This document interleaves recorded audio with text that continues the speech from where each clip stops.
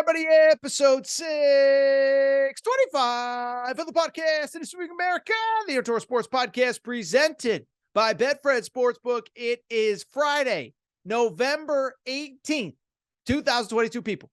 Hope everybody's doing well. Hope everybody is having a great day, and we have ourselves a jam-packed, loaded Friday episode of the Outdoor Sports Podcast. Here is what you need to know about today's show.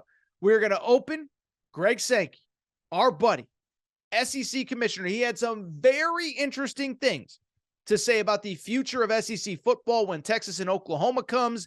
You want to listen to this, especially if you're a Kentucky fan, a South Carolina fan, a Missouri fan, some of those second tier, no disrespect, but it's the truth, the non-Alabama LSU type programs. From there, we will get to a preview of the Week 12 slate in college football, USC-UCLA, Oregon, Utah, Kentucky, Georgia, on and on and on and on and on. Also, we do a little college hoops. You watch Gonzaga, Texas. I watch Gonzaga, Texas. You know I got some thoughts on Gonzaga. And we wrap with America's favorite segment, where Aaron was right, where Aaron was wrong. Before we get to today's show, a couple quick announcements. One, I want to welcome back our presenting sponsor, Betfred Sportsbook and the Betfred app. Listen, I love working with Betfred. I've told you their story, but I'm going to keep telling you. Started in 1967 in the UK.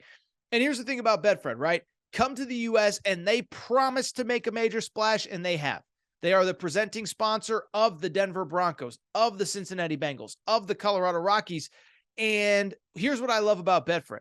Nobody takes care of their customers quite like Betfred. I've told you before, but we've taken some of our listeners to the Denver Broncos VIP tailgates. Oh, by the way, if you live in the Cincinnati area, make sure you're plugged in and stay tuned. We're going to have some major moves in Cincinnati as sports betting comes to Ohio on January 1st of 2023, literally like 6 weeks away. Nobody takes care of their customers like Betfred. And here's the best part. They got a great deal just for listeners of the Aaron Torres Sports Podcast. Here's all you got to do. Download the Betfred Sportsbook app. Bet 50 on any game this weekend. First-time users, bet 50 on any game. College football, the NFL, UCLA, USC, Oregon and Utah, Kentucky and Georgia, whatever your game of choice is. And you get $250 in free bets courtesy of the Betfred Sportsbook. I love working with them. We got some major things planned, and I cannot thank them enough for their support. I also want to thank, by the way, the sponsor of our Aaron Torres Pod NFL Pick'em Challenge, Bracket Fanatics. By now, you also know their story. I've been working with Bracket Fanatics for years. They, of course, have been with us for many March Madness events, and they have run an NFL Pick'em Challenge all season long for the Aaron Torres Podcast and Aaron Torres Pod listeners. For those of you who have not signed up yet, it is not too late. All you got to do is go to bracketfanatics.com, click the Join Bracket tab. The bracket name is Torres, and you're automatically entered. What are you automatically entered for? Many of you are probably asking. Well, here's what you're automatically entered for. We're giving out $100 weekly winners. So every single week, you log in. I'll even send you an email because I'm a nice guy like that. Make your picks. Simply just pick games, right? The Giants are playing the Cowboys, and I know they're not actually playing them, but you get the point. Make your picks. Most picks win. Most wins in a single week. You get $100 for your weekly winners. $1,000 season-long cash prize. So Bracket Fanatics is tallying up the winners of every single week. And over the course of the season, whoever wins the most games gets a $1,000 season-long cash prize. Week 10 is in the books. We are on to week 11. And I want to give credit where it's due. Our week 10 winner is Federal Thrash. Federal Thrash right now. This is his second win or her second win. I don't know who Federal Thrash is, but their second win this season, which means they've won $200 simply by logging into Bracket Fanatics and making their pick. So congratulations to Federal Thrash. Also, a quick update. Ryan Lerman, who was a winner a few weeks ago, and Football Maniacs are tied atop the leaderboard with 90 correct picks over the course of the first 10 weeks.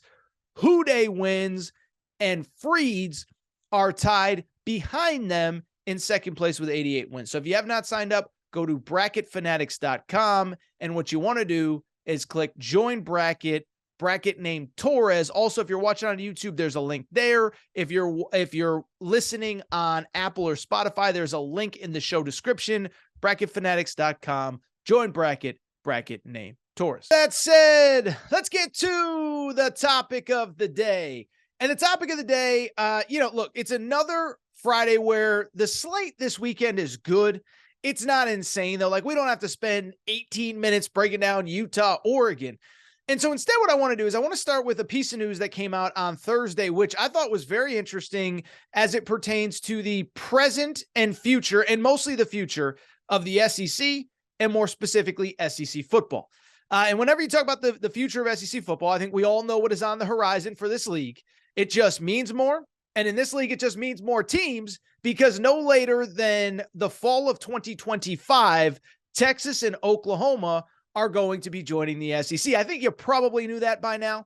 But we're going to get the SEC, we're going to get Oklahoma and Texas in the SEC no later than about 30 or so months from now. And really, since the day this announcement came, I think the big question that most SEC fans of all now 16 fan bases in the SEC have been asking themselves is pretty straightforward. What does the league look like when Texas and Oklahoma get to town?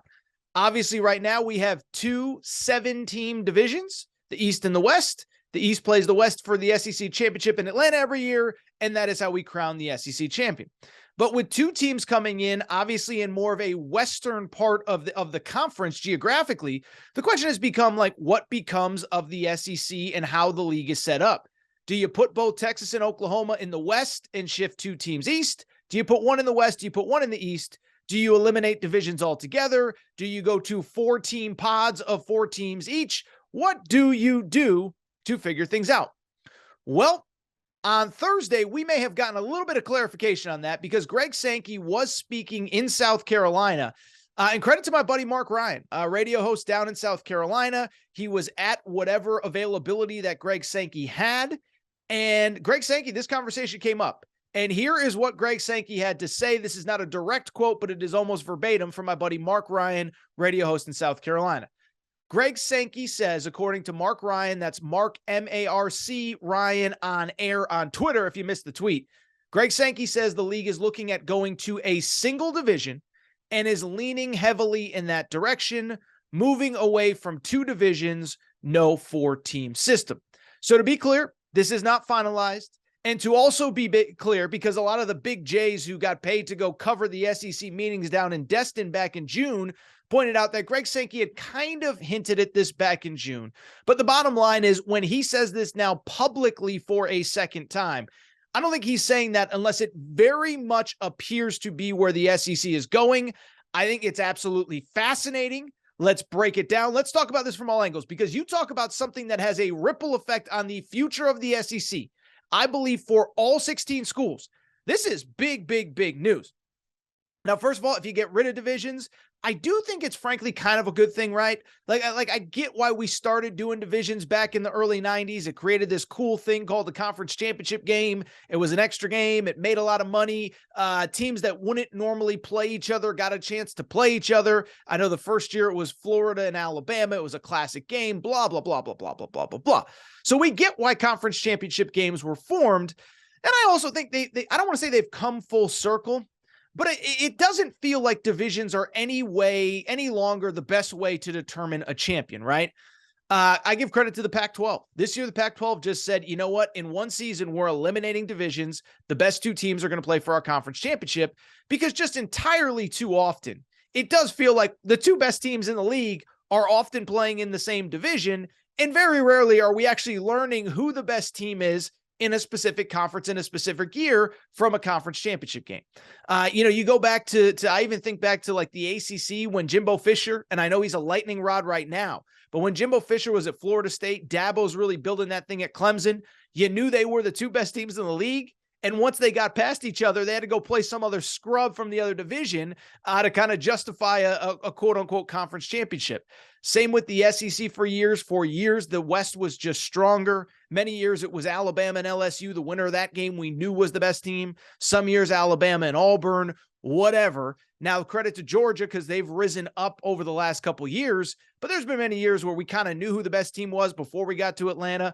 Alabama surviving the West, they had to play a bad Florida team or a bad Missouri team for a few years or whomever.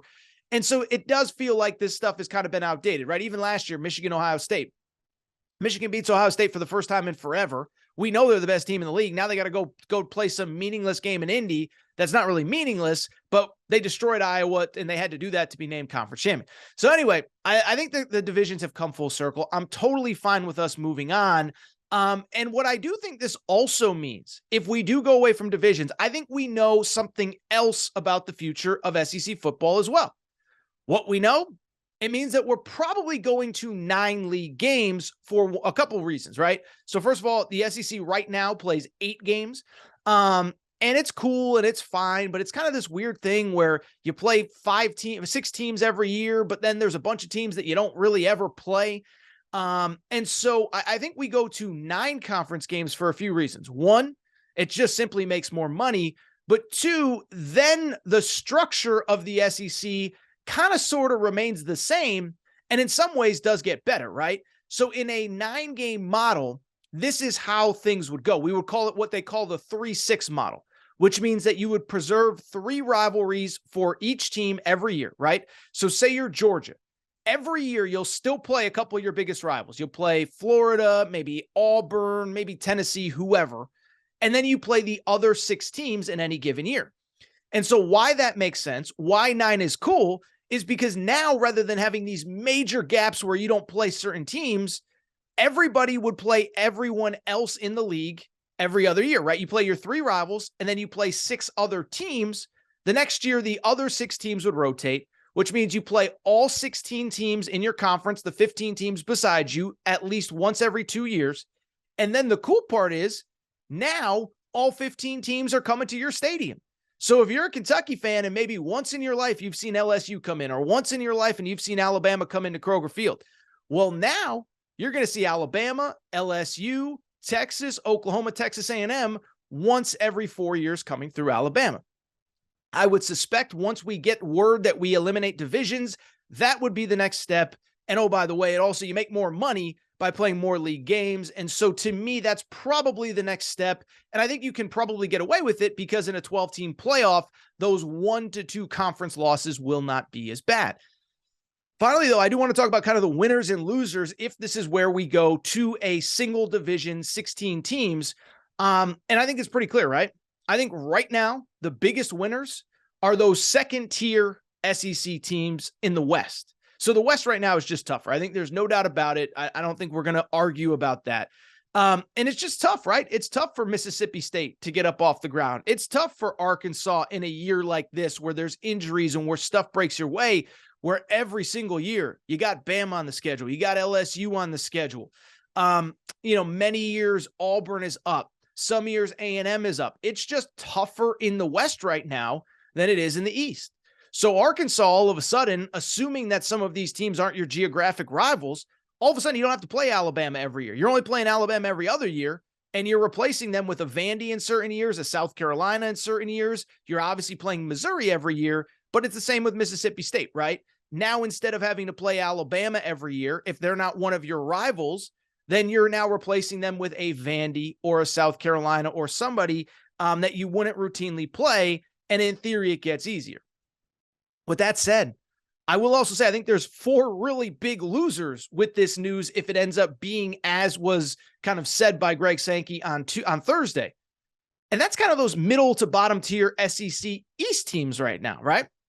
I think the biggest losers with this news are Kentucky and South Carolina and Missouri and Vandy. And I saw my buddy Justin Rowland bring this up. I want to give him credit, a reporter who covers Kentucky. I love Justin. He keeps it 100% real all the time. And he was the first one that kind of brought this up, but I think he's 100% correct. It's the exact opposite for those schools where now, yes, maybe you get 1 or 2 of them as a rival, but now you got to replace a Vandy every year with a Vandy every other year, and that other year it's going to be Alabama instead, or it's going to be Texas instead, or it's going to be Oklahoma instead, or you're going to have to play 2 or 3 of those teams every year instead of a year like this where Kentucky, their cross-division games were Ole Miss and Mississippi State. Now, Ole Miss happens to be good this year, but that's a pretty manageable schedule most years. South Carolina this year, Arkansas and Texas A&M, that's pretty manageable this year. So you go on and on down the list, and I think these teams are the biggest losers, and they're the biggest losers for the reason that I just said. Right now, the structure is set up where you're really built pretty nicely to, at minimum, make a bowl game, right? Because you have 4 out-of-conference games. 3 of them are probably going to be against Group of 5 or FCS schools. You'll have your rival in a power conference. For Florida, it's Florida State. For South Carolina, it's Clemson. For Kentucky, it's Louisville. So you have your built-in rival, but you have 3 pretty easy out-of-conference games. Well, now if we go to 9 league games, one of those is going to be eliminated. And then on top of that, all of a sudden, those built-in wins that you need to get to 6-7 wins and bowl eligibility, now 2 or 3 are gone every year. And so to me, that is why, and I go back, I'll tell you where I go back to when I hear a piece of news like this. I go back to the day that Texas and Oklahoma, the first rumor broke at SEC Media Days 2 years ago. And I said, I don't know if they're going to get enough votes, because if I was a Mississippi State, if I was a Kentucky, if I was a South Carolina, a Missouri, a Vanderbilt, the last thing I want to do is bring more good teams into this league. And so when I think about what a single division, what a 9 conference games where you play every team every other year, I go back to that first day that this news broke at the SEC Media Days, because what I said was, I just don't know. If I was South Carolina, I'd be voting against it. If I was Kentucky, I'd be voting against adding those 2 schools. If I was Missouri, I'd be voting against adding Texas and Oklahoma. And the reason is pretty straightforward, right? It just makes it that much harder to achieve your ultimate goals. Because at the end of the day, look, I get why all this is done. It's more money. It's more finances. It's more facilities. It's more higher paid coaches. It's more, and I know NIL can't be through the school, but you get the point. It's more money to run your program at the highest level. Okay. But I do think it does come at a cost, right? And I was talking with somebody about this kind of in the college sports world the other day. It sounds great to get all this money, but you as the fan, you don't get any money. If you're a Kentucky fan, if you're a South Carolina fan, if you're an Alabama fan, if you're an LSU fan, if you're in the Big Ten, if you're a Purdue fan, you don't get any new money by USC and UCLA joining the league. All you get is 2 more teams that are going to make it that much more difficult to reach your goal. And so if you're a Kentucky fan, think about being a Kentucky fan right now. You're in a frustrating year where you came in with real expectations that maybe if things sort of broke right, who knows? Maybe you get to Atlanta, play for an SEC championship. Well, now, good luck with that. Because now you don't just have to get by Georgia. You got to get by Alabama and LSU and Ole Miss and Texas and Oklahoma. And again, it just goes back to, I never understood why it was such a slam dunk to let Texas and Oklahoma in. Because sure, it's great for your school that they get more money. It's great for the construction company that's building all the facilities. It's great for the AD who gets an extra 0 at the end of his check. But for you as a fan, you don't get anything out of it. All you get is tougher schedule, tougher teams, tougher road to whatever you're trying to achieve. And so I think to me, that's the biggest story that came out of this piece of news. I don't think it really affects Alabama all that much. I don't know that it affects LSU or Georgia or even Texas A&M. But I do think it affects Arkansas and Mississippi State in kind of a good way. And I think it really, really, really hurts Tennessee or Kentucky, South Carolina, maybe Tennessee in a down year too. Tennessee's up this year. But the wrong thing happens. Josh Heupel leaves for some reason. All of a sudden now you got to dig your way back up. I just go back to the day that this announcement was made from the SEC that these 2 schools were coming. I never understood why there wasn't more pushback. And I think we're starting to see now, okay, it was cool here in Texas, Oklahoma, but now you're going to have to play them every couple of years, and it's not going to be easy. All right, so what I want to do want to take a quick break. I do want to come back.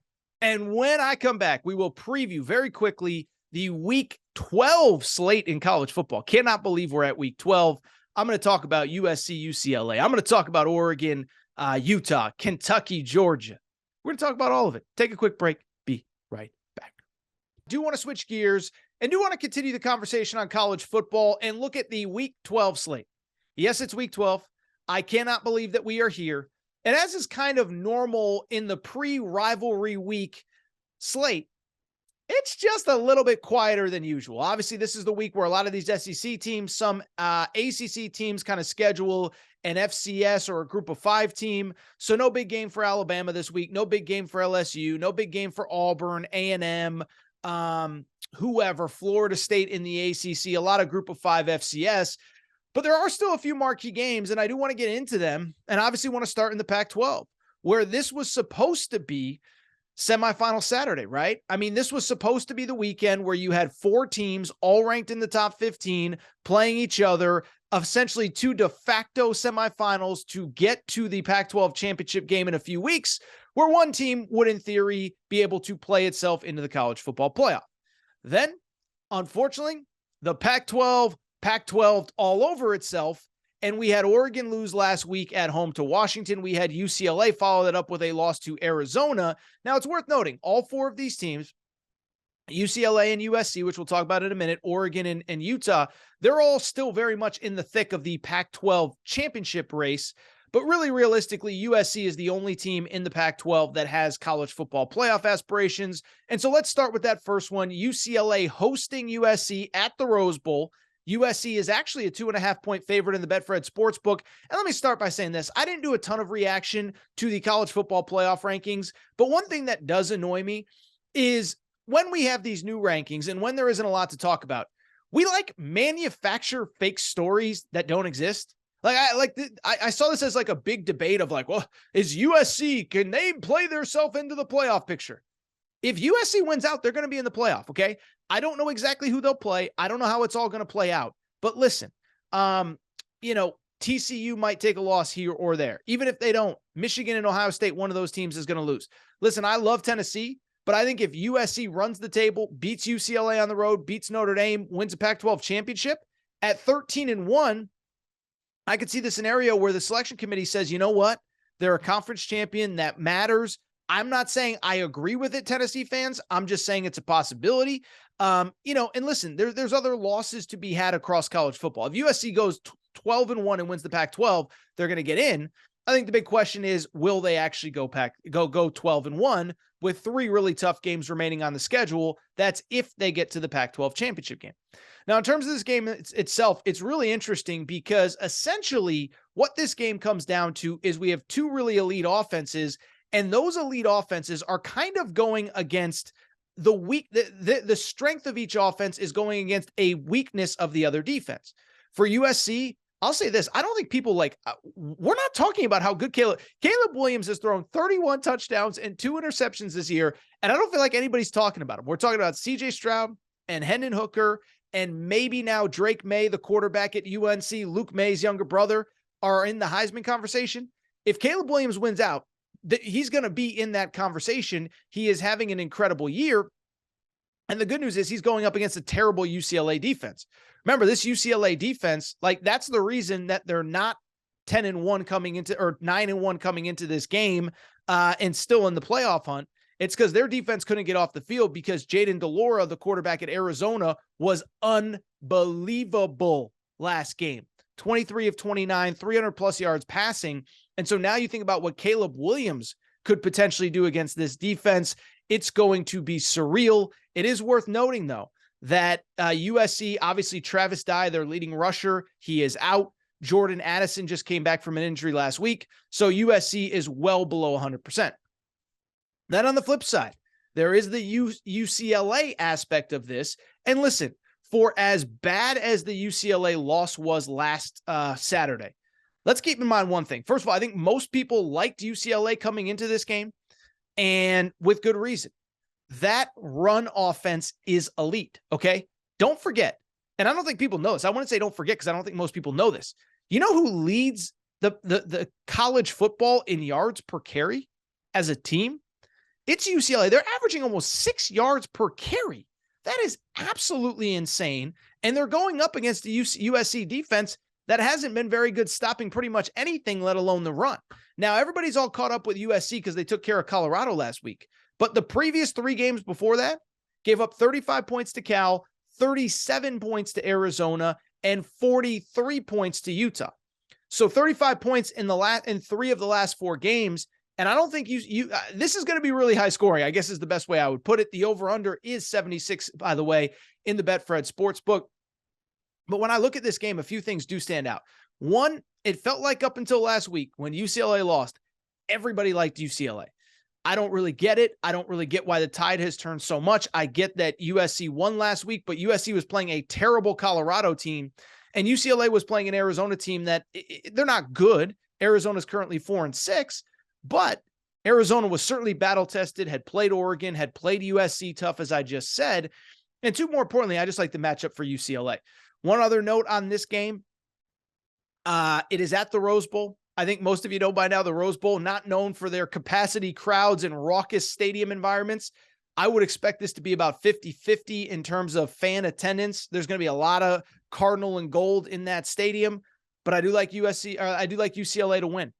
First of all, one, it'd just be so quintessential Pac-12 to go into November with 3 teams in the college football playoff race and end up with none of them going into the final weekend with a shot.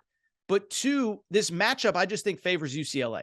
I think both teams score a lot. I think both teams struggle to get the other one off the field. But we've said since day one, not only on this show, but pretty much across college football, USC's weakness was their run defense and really the front seven. We knew they'd be able to score points. Could they stop anybody? They have not. And I just think we all liked UCLA up until a week ago. USC is injury riddled right now with Travis Dye out, with Jordan Addison out. And so I do like UCLA. That's my official Betfred pick. UCLA plus 2.5 at home.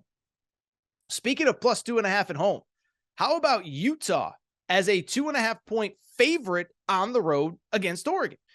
And what this game comes down to, I think the reason that Oregon is an underdog, one, they did lose last week to Washington, but as we talked about on this show, I know that was a game that we previewed here, is I said to you, I said, look, Oregon's one problem. They're probably the most complete. This is probably the most complete Oregon team that I've ever seen in my years covering college football. But the problem with Oregon, they had one weakness, and that was the secondary. They came into last week ranked 11th in the Pac-12 in pass yards allowed. They give up 1 million pass yards, 400 plus yards to Michael Penix at Washington. They're now the 12th ranked pass defense in the Pac-12 and in the bottom 20 or so of college football. So I knew the upset could happen, but here's a positive spin is you're playing the best pass offense in the country, and you had a chance to win if Bo Nix did not get hurt to the second to last drive. Bo Nix goes down, you go 3 and out, you give the ball back, Washington takes the lead. And so when I look at this game, what this comes down to me is whether just Bo Nix plays or not. They're calling it a lower leg injury. So it's 50. It doesn't appear as though there's any obvious answer as to whether he plays or not. Dan Lanning has talked a lot about the backup quarterbacks this week. I think at this point, you have to assume that a backup will play. And if you're going to bet it, by the way, I would very much wait until the last possible minute to see if Bo Nix plays. The good news for Oregon, though, and I think this is important, Utah's not a great passing team. Cam Rising, the quarterback at Utah, his last 2 games, here are his in terms of his passing, completion, this, that, the other thing. Let's talk about what he's done the last 2 games. 219 yards passing a few games ago, or last week, 151 yards passing the week before, 199 yards passing against Oregon State a few weeks ago. So this guy's just not an elite passer by any stretch of the imagination. So that thing that Oregon struggles with, I don't know that Utah can expose it. And then it just becomes a battle in the trenches where these are probably the 2 best offensive lines in the Pac-12 and the 2 best defensive lines in the Pac-12. Maybe UCLA's up there in terms of offensive lines, but these are the 2 best defensive lines, and these are 2 elite offensive lines. Not going to bet this game, but if I did, I would probably take the under in this one because I don't know that Bo Nix plays. I think both teams want to run the ball quite a bit. I don't have a strong pick on who would win. Need to know if the starting quarterback of Oregon is actually playing or not, but I would take Oregon and Utah to hit the under in this one. Really quickly, a couple games in the SEC. One, Georgia's a 22.5-point favorite at Kentucky. And I think the thing that stands out to me about this one is pretty straightforward, is Georgia's defense is getting better, which is scary because they maybe have the most talent of any defense in college football. But when I look at what they did against Tennessee, and then last week they actually shut down Mississippi State pretty good, I don't know how Kentucky moves the ball. Kentucky has the worst rush offense in the SEC, even worse than Texas A&M, even worse than Vanderbilt. And so if that's the case, and let me put it this way. If Kentucky can't run the ball, that's not good. On the flip side, go back the last 2 weeks. If Josh Heupel couldn't get his receivers open against this Georgia secondary, if Mike Leach couldn't get his wide receivers open against this Georgia secondary, I don't know how Kentucky does it. I think this is ugly. I think it's low scoring. This has historically been a pretty low scoring game, especially in Lexington. I think Georgia wins something like 31-6, 31-3, something like that. I do think it could get ugly.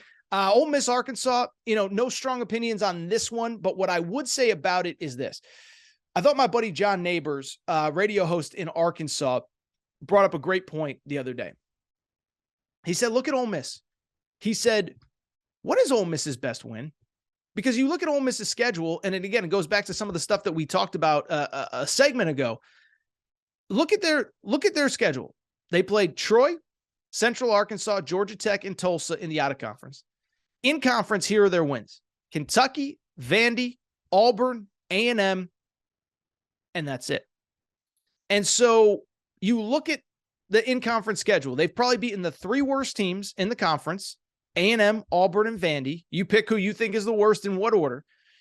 And they beat 4 teams in the out-of-conference that weren't very good. Kentucky is not very good. So what's their best win? Is it Kentucky? Is it A&M? At A&M in a game that you barely held on, you won by 3. And so I don't know if this Ole Miss team is that good. The other thing to consider is a couple things. One, the weather is going to be brutal in Arkansas on Saturday night. It's supposed to be really cold, like 30-something degrees with heavy wind. The under probably is something that you should consider here. And I would also say, too, and I think this is a factor that I would keep in mind when thinking about this game.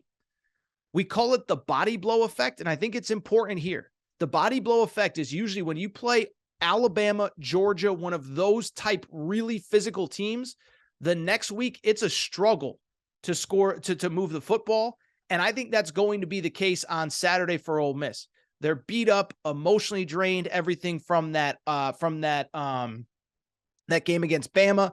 I would worry a little bit if I was an Ole Miss fan. I think Arkansas pulls the upset. I like Arkansas plus 2.5 in the Betfred Sportsbook. I also like the under of 64.5 in this one. Finally, Michigan's playing Illinois. I think Michigan wins pretty convincingly. Illinois was 7-1 at one point, have lost 2 in a row. Clemson, Miami, I think is another one that's low scoring. Both teams run the ball well. Both teams have good run defenses. It's almost like the Oregon-Utah game where I think it's going to be strength on strength. And I think that's really it. How about Oklahoma being a 7.5-point favorite in Bedlam against Oklahoma State? Feels like a total stay away to me.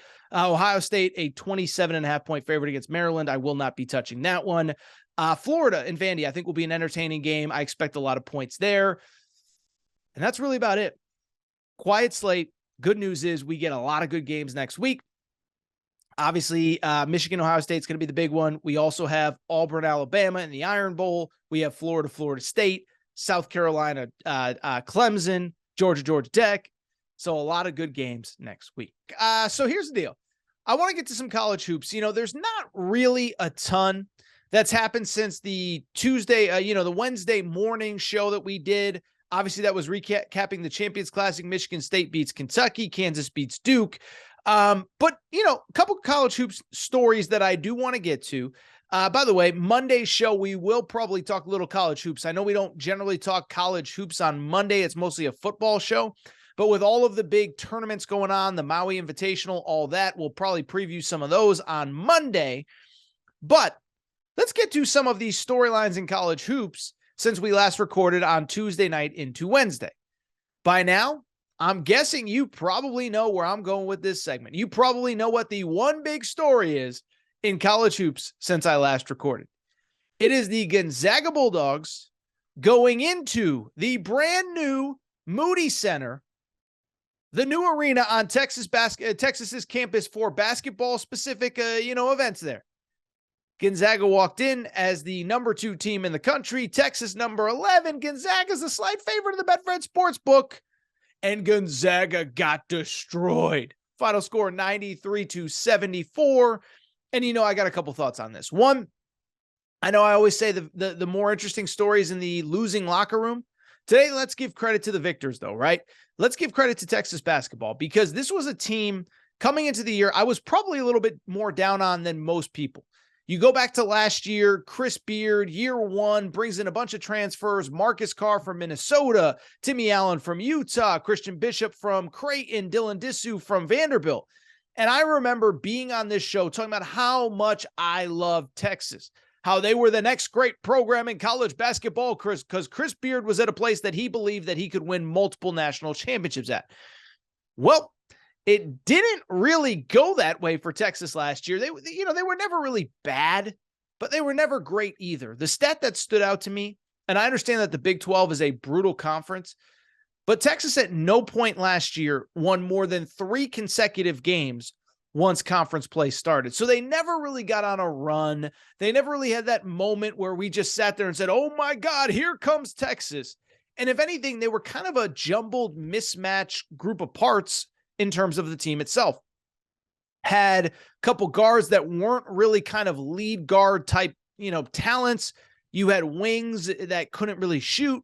You had big guys that were athletic, so the point was it never really fit. It never really made sense. Now, to the credit of Texas, they did win an NCAA tournament game last year, lose in the second round.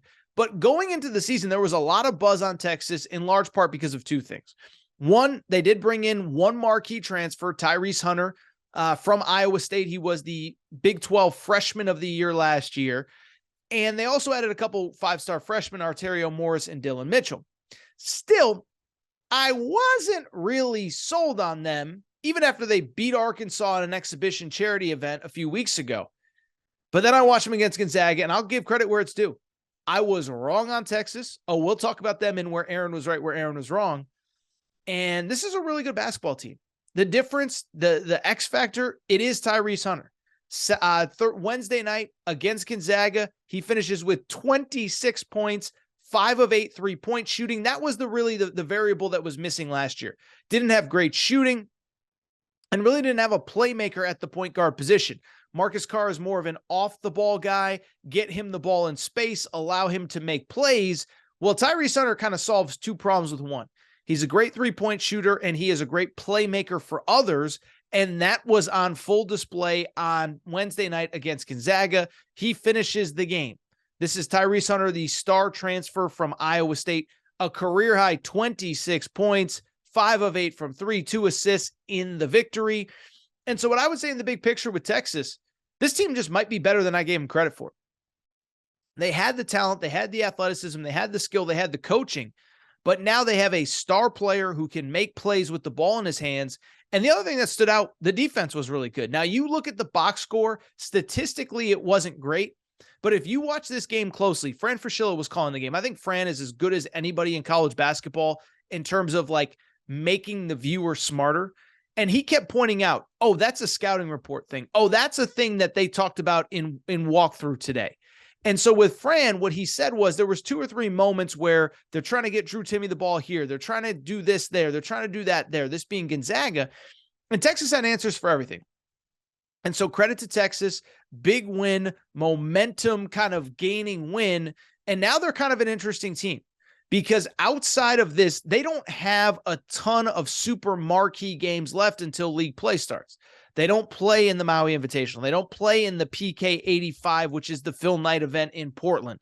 They do have Creighton in the Big 12 Big East Challenge on December 1st. They do have Illinois a few weeks later in a big game as well. But this is a team that I just think they're probably a little bit better than we gave them credit for. Credit to Tyrese Hunter, credit to Chris Beard. This team has a chance to I think, in an interesting Big 12, right? We talked about Kansas on Wednesday's show. I'm not a huge Kansas guy this year. I don't know what they do that's super special. Could Texas surprise some people, maybe win the Big 12? It's a little early for that, but they surprised me here. On the flip side, I just told you why I was wrong on Texas in the preseason. Well, I was dead right on Gonzaga. Here's the bottom line. There were people in my business, in the media, and we'll talk about it again in where Aaron was right, where Aaron was wrong, who were adamant that like Gonzaga's the number 1 team in the country. They have Drew Timme. And I said, I don't really know that they're the number 1 team in the country.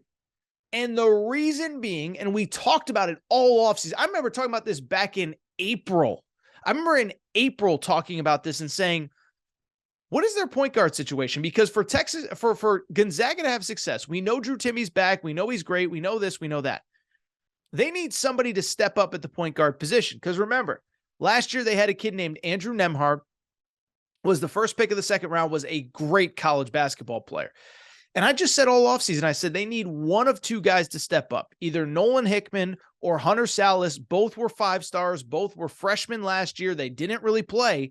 And unless one of those guys steps up, I don't really see the scenario where like they're a national championship caliber team. They're going to win a lot of games in the WCC. They're a talented program. Drew Timmy's going to bail them out of a lot of stuff, but I don't really know where I see like that. This is like that kind of team, like a national championship caliber team. Well, fast forward to Wednesday night. They had the same problem they did against Michigan State on the aircraft carrier. Finished with 20 turnovers and only 10 assists. Think about Gonzaga basketball over the last decade. What do you think about? Spacing, ball movement, creativity, offense, beautiful flow, rhythm. 10 assists and 20 turnovers? Are you kidding me? And so this ultimately goes back to what I talked about all offseason. I said, where is the point guard play? And listen, there's another conversation for another day about the fact that Tommy Lloyd, who was their lead recruiter, has gone to Arizona. And I will say this, I'll be blunt. I'm just going to be honest with you. Arizona plays in about an hour from now. I'm recording here about 8 p.m. Eastern time on Thursday night. They may take a loss tonight and I may look stupid. But Tommy Lloyd was the international recruiter. He was their lead recruiter. And I do wonder if they're missing a little bit without him. Now, I'm not saying Gonzaga's fallen off a cliff. I'm not saying any of that. But what I am saying is that the team that we have gotten to know, ball movement, spacing, ball handling, three-point shooting, they're not really on display. Now, the good news is the out-of-conference schedule is brutal, but they'll get right in conference play. But that out-of-conference schedule is brutal. I'll say this right now. They do play Kentucky next on Sunday night. So we'll talk about this on the Monday show. But Sunday night, they play Kentucky. I think Kentucky's going to Spokane and winning. I just don't think this is a good Gonzaga team. When I say not good, I don't mean, oh, Gonzaga's so overrated, they're terrible. I think they're probably a top 15 or ish or so team. I think they're okay. I don't think they have good enough guards.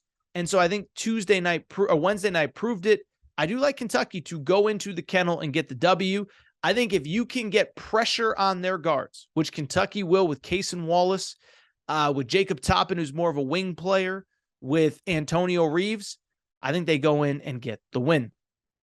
A couple other news and notes from college hoops. One, did you see Trevin Brazile, the forward from Arkansas? I've been telling you about this kid since the transfer portal opened in April. The dunk of the year. Murdered a guy. Arkansas wins. We'll talk more about Arkansas. They go to the Maui Invitational next week. Game 1, they are going to destroy Louisville. Poor Louisville. Can't get right. Can't beat anybody. Arkansas plays Louisville in the Maui Invitational opener, and they play Creighton in round 2. So the Maui Invitational is going to be great this year. Creighton's a top 10 team. Arkansas is a top 10 team.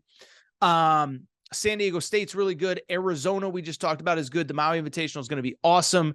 Arkansas gets the win. By the way, really quickly, just a quick shout out to Iowa basketball. Don't know how much we've talked Iowa basketball on this show, but remember, this time last year, they lost Luka Garza. Turned out they were pretty good. They won the Big Ten Conference Tournament title. They ended up as a 3 seed. They ended up losing in the first round to Richmond. They were actually a 5 seed, not a 3 seed. But come back this year, they lose Keegan Murray, a top 5 pick to the Sacramento Kings. They destroy Seton Hall on Thursday night against Seton Hall. So I'm sorry, I'm just tripping here. I'm thinking about the Friday schedule. We got a loaded Friday schedule. Villanova at Michigan State. Yes, Michigan State has another marquee game. Xavier playing Indiana. And as I said, Sunday, we get a very interesting matchup. Kentucky in Spokane against Gonzaga. We will have a recap of all of this on Monday's Aaron Torres pod. All right, so what I want to do, take a quick break. Do want to come back, and we will wrap with what has become America's favorite segment, Aaron Right, Aaron Wrong. Take a quick break. Be right back. And I do want to wrap with what has quickly become America's favorite podcast segment, where Aaron was right, where Aaron was wrong. By now, you know the drill. Stole this from my buddy Colin Cowherd. Colin does where Colin was right, where Colin was wrong every single week. And I decided to bring to the Aaron Torres Sports Podcast for one very simple reason. Over the course of a week, a month, a year, nobody gives out more hot sports takes than your boy Torres. And when I get stuff right, nobody likes telling you about it more than I do. Torres told you this. Should have listened to Torres. Why didn't you listen to Torres? Torres. Never shut up. Swear to God, I never shut up on some of this stuff. With that said, I get a lot of stuff wrong too. And so I got to take the L's. I got to take the walks of shame, and I got to own up when I get stuff wrong. And trust me, I've gotten a lot of stuff wrong. Let's get into it all right now. This week's edition of Where Aaron Was Right, Where Aaron Was Wrong. My best and worst takes of the last couple weeks, months, and years. Where Aaron was right. And you talk about it all the time where Aaron was right. How about them UConn Huskies? That's right. We're talking UConn football, baby. They are bowl eligible after beating the Liberty Flames at Rentschler Field last week, just 1 week after Liberty beat Arkansas in Fayetteville. Listen, I've said from the beginning on this UConn thing, I'm not a homer. It's not because I'm an alum. This job is better than people give it credit for. A year ago, people were saying UConn should shut down football altogether. They should leave the FCS. And what I said was pretty straightforward. I said, they'll never be Clemson. They'll never be Ohio State. But that's okay. UConn fans don't expect that. All we expect is a respectable product on the field, and all it is going to take is the right guy that sees the upside in the opportunity in this program. What we needed was a coach. UConn, I said we. What UConn needed was a coach that realized that this is a state school with state resources, great facilities. Jim Mora came on this podcast and said, I have people on my staff from the SEC who say our facilities are as good as anybody's in the SEC right now. All it took was a coach that believed in that believed in UConn and believed he could build something there. Well, UConn is now 6-5. They are going to a bowl game, and I'm just fascinated to see where they end up. Hoping I can get there. Can't promise anything, UConn Nation, but so fired up for my UConn Huskies. Where Aaron was wrong. Really right on Jim Mora. I was really wrong on Oklahoma. If you go back to the preseason, I had Oklahoma in my college football playoff, and my thought process was pretty straightforward.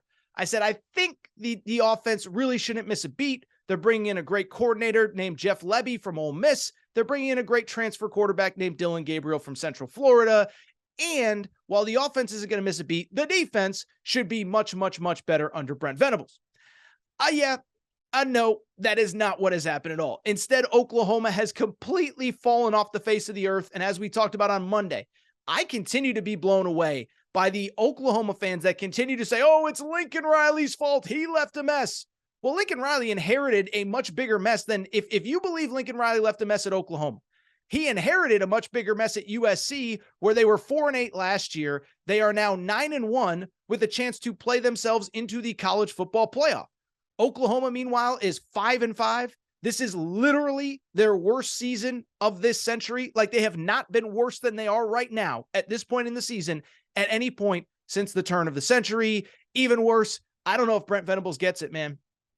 He said in a media availability this week that he doesn't plan on hitting the transfer portal very hard. He's lost a couple commitments. And I'm just telling you, I think this program is headed in the wrong direction. We talked about it when they left for the SEC.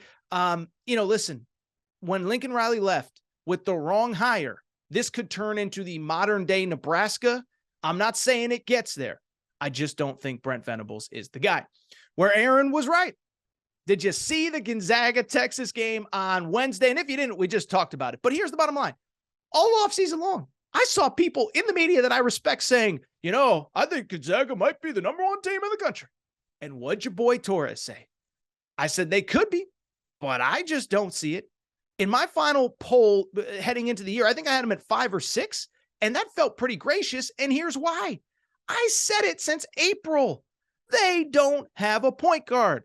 They lost a point guard named Andrew Nembhard to the NBA. He was the first pick of the second round, and they're replacing him with 2 sophomores that did not play last year. And I said, unless either Nolan Hickman or Hunter Salas made a giant leap, I didn't think Gonzaga was elite.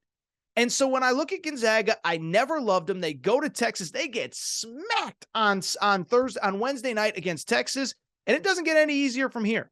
Remember, from here, Gonzaga has Kentucky on Sunday, which we talked about. They have the PK 80, and oh, by the way, They still have Baylor after they go to Portland for that PK 85 event.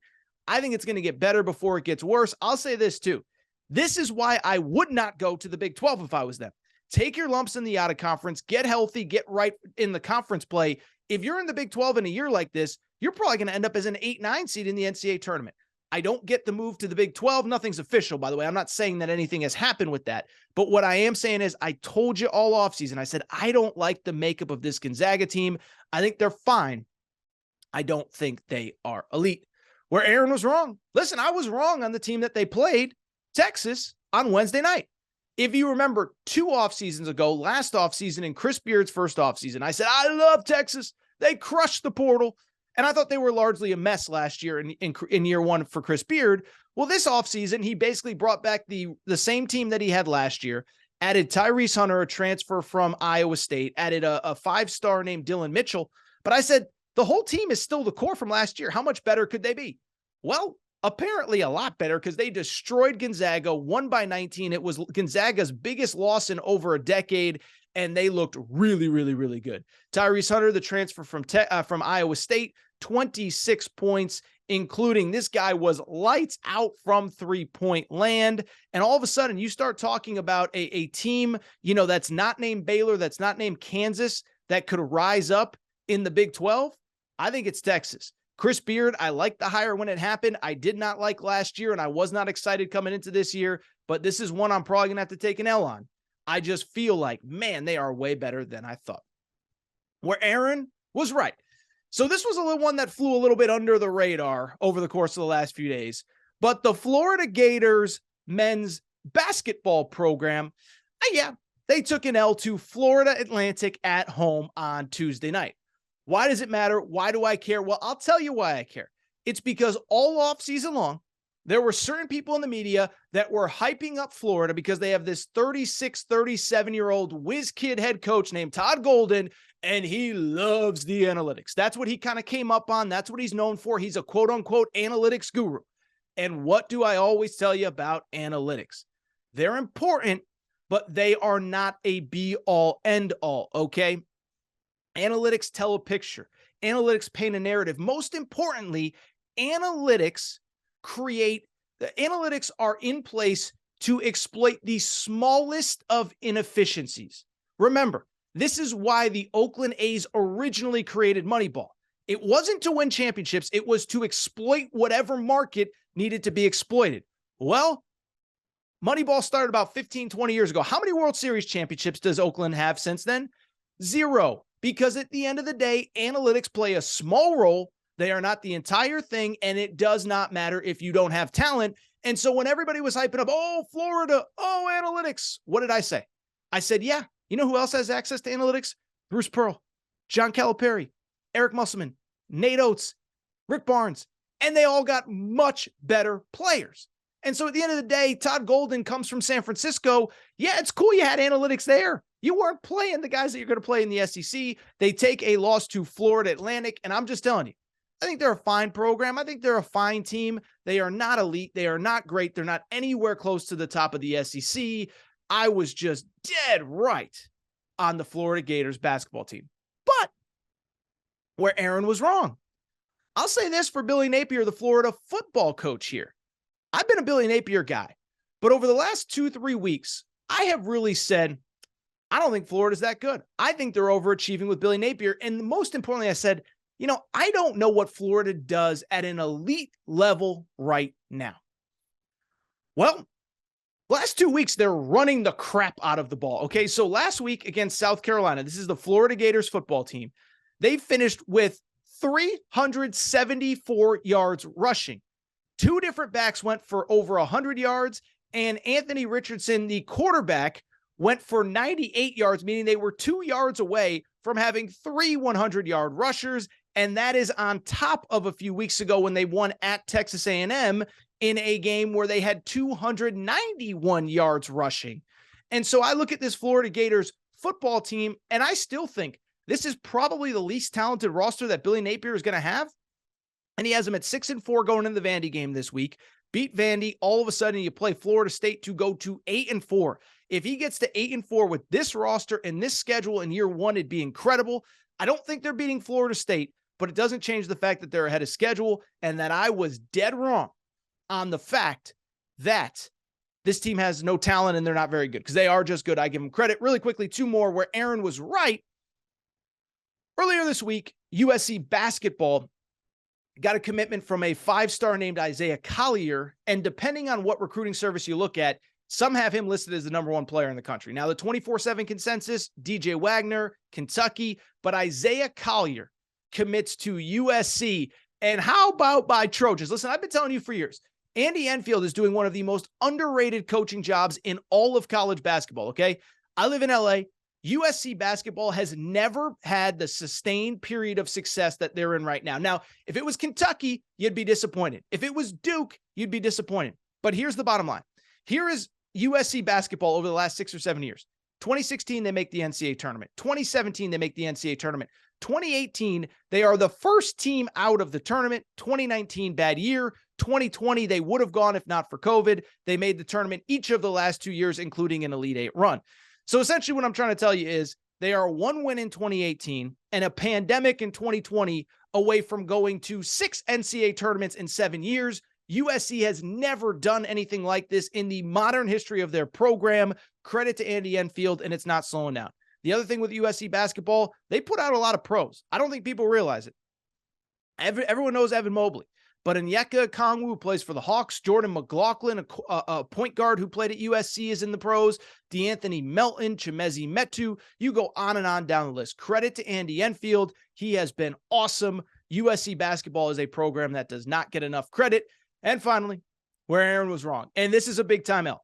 In the preseason, I said, I'm not really sold on the Kansas City Chiefs. What are they going to do without Tyreek Hill? Oh my goodness, the division is so tough. Blah, blah, blah, blah, blah, blah, blah, blah, blah. Torres was dead wrong.